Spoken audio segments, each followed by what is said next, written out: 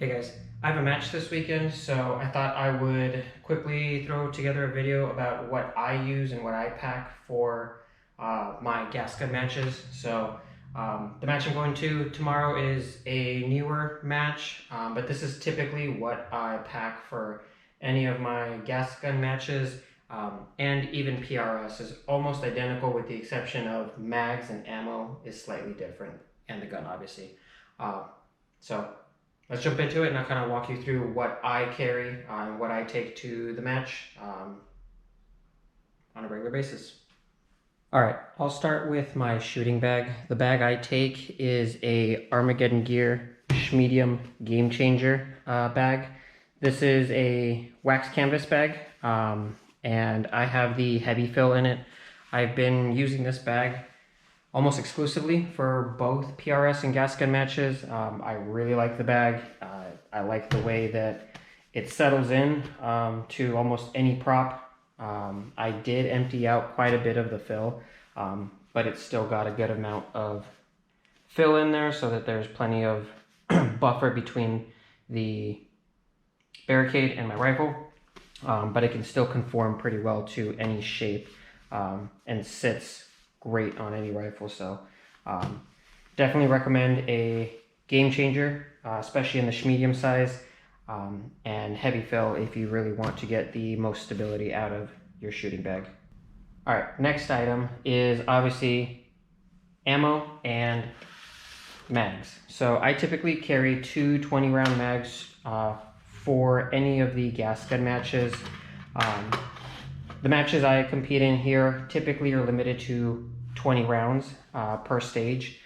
Some matches are a little different where you can have more ammo. If you want, you can run 30s, but I typically run 20s, especially when you're getting on certain props or barricades. The 30 rounders get in the way. So for what I'm limited to in the matches I shoot here, and just for getting in and out of barricades easier, I stick with 20 rounders, and these are pmags. And the ammo I'm running is Bonefrog 77 grain OTM.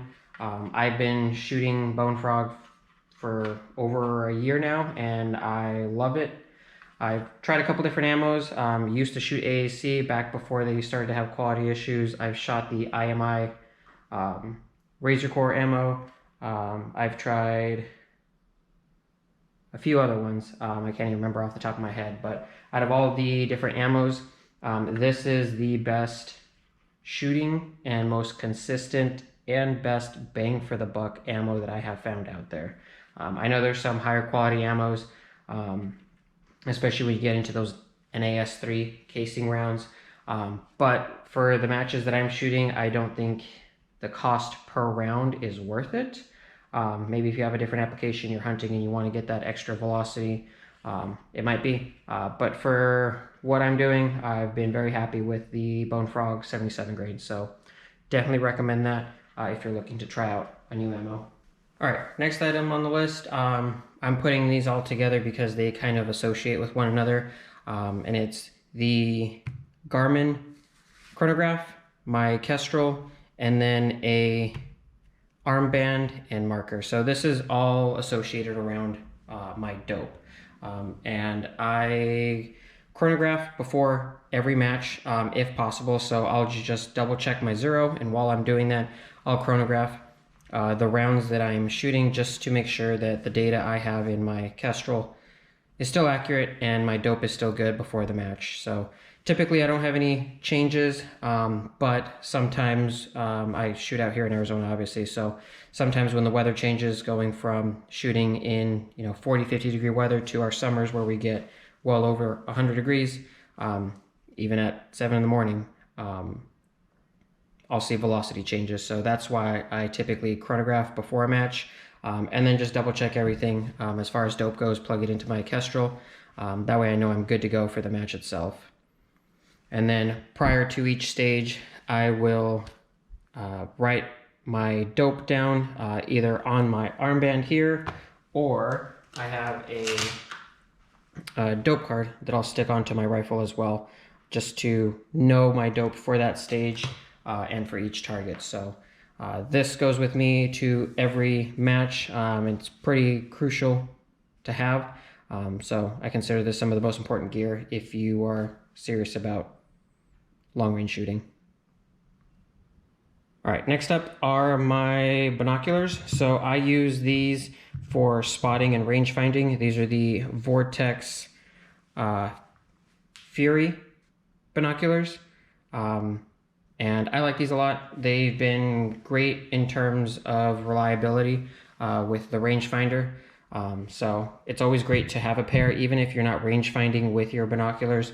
Being able to spot targets before the stage and then spot impacts for other shooters is great to do throughout the match. So obviously the more time you have behind glass, the more familiar you'll be with the terrain and the targets and the target locations. So I love these binoculars, and I think they're one of the most important pieces in getting better at matches, is just getting time on glass, spotting targets, spotting trace, and getting familiar with the terrain.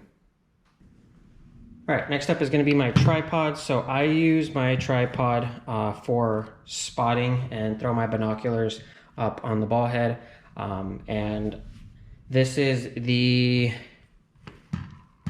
Hog Saddle tripod. I don't remember where the exact model number, but it's a aluminum tripod, 3 sections. It's not one of the fancy twist turns. It just has these locking latches to adjust the height. But I've had this tripod for years. It's worked great. Eventually I'll upgrade it, but for now it does what I need.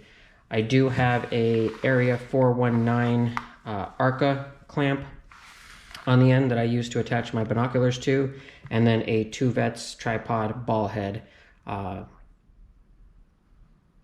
top of the tripod. And then attached to it, I do have this box cutter gear nest, I believe it's called. And I like this because it allows me to carry a spare mag here or a notepad, and then I can attach my pens, markers. I can throw in my Kestrel there, or if I have a Dopecard as well, which I'm trying to find one here, I'll stick my Dopecard there and write my dope, or just have it staged there before a stage just to know I'm ready. So I like this a lot. It works out great for me. I've also attached an extra piece of Velcro to the tripod leg so that if I need to write on the tripod, I'll just stick that Dopecard there. I won't lose it, and then I can use that for writing my dope before the stage as well. Next up is going to be the bag. I carry all of my gear in the Eberlestock, I believe this is a switchback bag. It's one of their smaller ones, but I like it a lot. Opens from the top and just opens all the way down, but it allows me to stick everything in here, quickly have access to it, and it's not overly cumbersome where you have a ton of pockets or the bag's too big for the gear you have, and then you're carrying a bunch of extra stuff because you feel like you have room to carry it. So I really like the bag. I would recommend it to anyone. Inside the top pocket, I just keep extra batteries and a few accessories. So I have a tool in here for my scope to adjust the turrets for xero. I keep a liquid IV in here just in case. Sometimes I'll throw snacks in there. A secondary cloth for cleaning the lenses if needed. And then again, I have extra dope cards and marker in here in case I ever need it.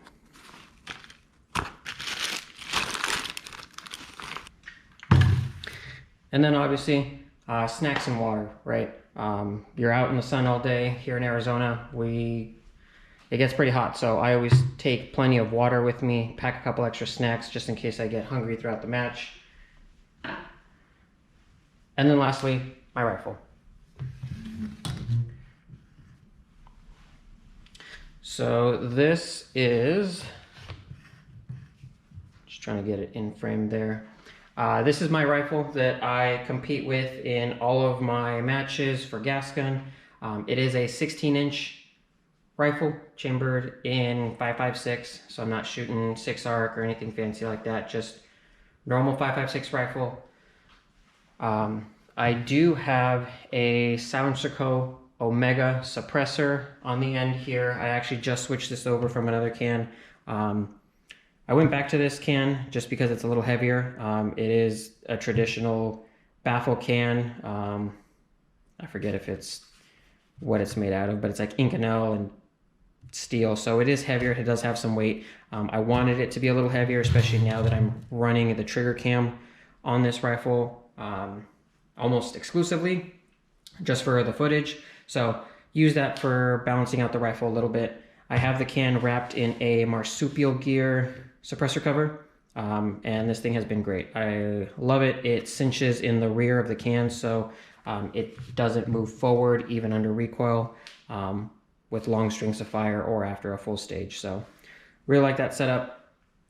My bipod is just a standard Harris bipod. I do have the Area 419 dual clamp. So this is a QD clamp for Arca and for the Picatinny. But I like it, quick and easy to adjust on the fly, move it up and down the Arca rail, and then I do have the pod lock switch so I can quickly loosen and tighten the tilting feature. The barrel is a Roscoe manufacturing barrel. It's one of their stainless steel 416R barrels. I forget the specific model, but it's been great, shoots awesome. So I've been very happy with that barrel. The rail is a Toolcraft rail. This is actually, I'm sorry, not Toolcraft.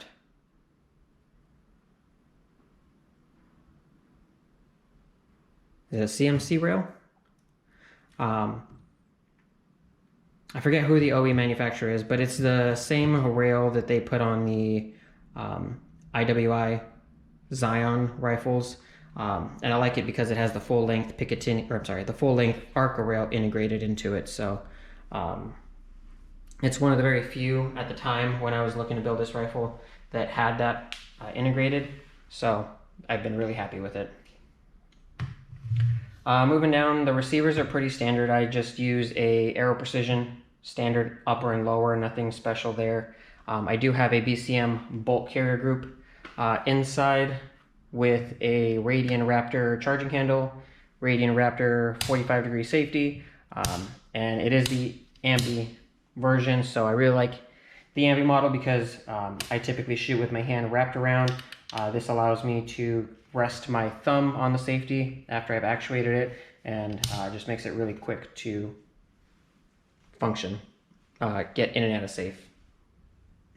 The trigger is a Sons of Liberty Gunworks 2-stage trigger. I've been very happy with that. It's like a 3.5 pound break, and it's super consistent, so I really like it. And I just threw on the Magpul bad lever recently. I'm testing that out, just especially with trying to use this rifle in some PRS matches as well, where you can't skyload. This makes it easier to drop your bolt while you're on target, so that's the reason I added that. And then in the rear, just some Magpul furniture. So I have a B5 grip, and then the Magpul, I forget the exact model, but it's like the PR, it's not the PRS Lite. I'll throw the name up in there if I can find it, but it's just a Magpul stock, so nothing special there. And then for my optic, I do have a Night Force ATACR 4-16 with a Mil XT reticle. And I really like this optic, so I'm a fan of the Mil XT reticles. I have this 4-16, and then I have a 5-25 on my PRS rifle, so Night Force is great. I've been really happy with it. The glass clarity is wonderful. And then I also have a red dot up here that I can't use right now. Normally I'll use that just to get on target or the general area and then drop down into the scope to find it. But with the trigger cam, obviously this is getting in the way, so I'm not able to use that right now, but I was before adding the trigger cam. So. And then here, this is where I will attach my Dopecards. during the stage. So just a piece of Velcro. This is I forgot, it's made by Cole-tac, but allows you to just stick your dope card here. If I'm not running the armband, I'll use this. That way I can keep my dope here in my view while I'm shooting.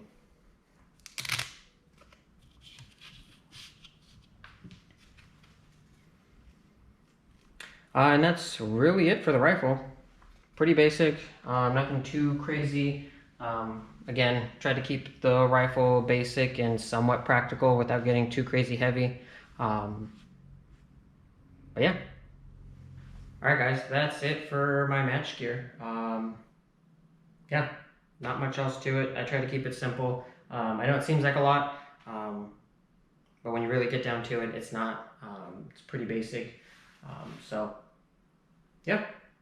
I'll let you know how I do at this match. I'll give you guys a recap afterward, and I'll see you on the next one.